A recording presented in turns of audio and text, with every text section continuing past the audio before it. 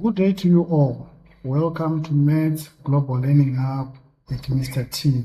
In today's lesson, we're going to look at numerical reduction. If I look at the first part here, I can see that I've got an angle that is greater than 360 degrees. So I'm going to subtract 360 degrees from this angle here until I get an angle that is between 0 and 360 degrees. And if I do that, this is what I'm going to get.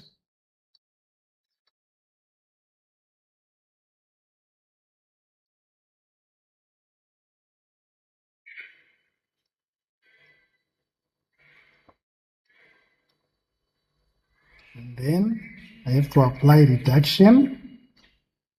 This is going to give me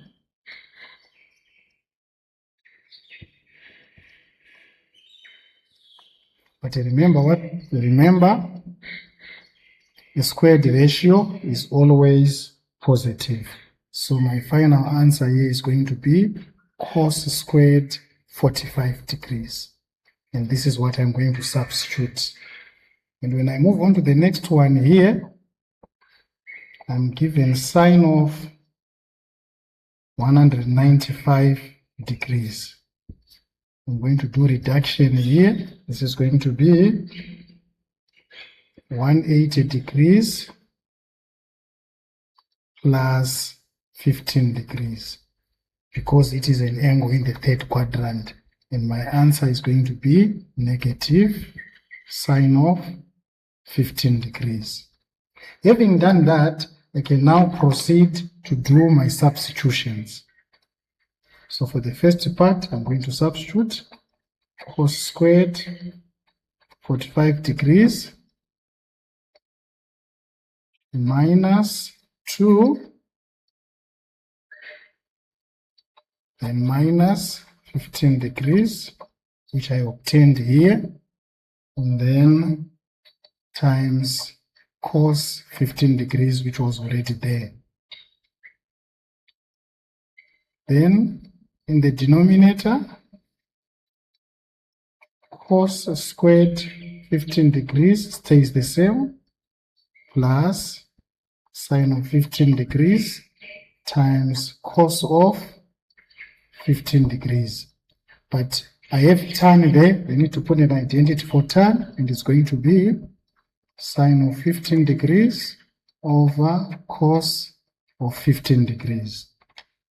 And I can see that this part here is going to be cancelled out, and this one, it's a minus, and a minus is going to give me a positive.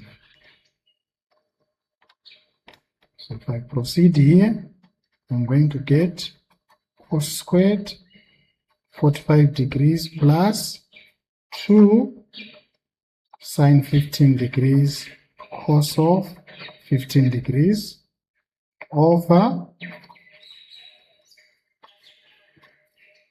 if I multiply here, I'm going to get sine squared 15 degrees. If I look at this part here, I can see that I have a double angle identity here. Let me write it here.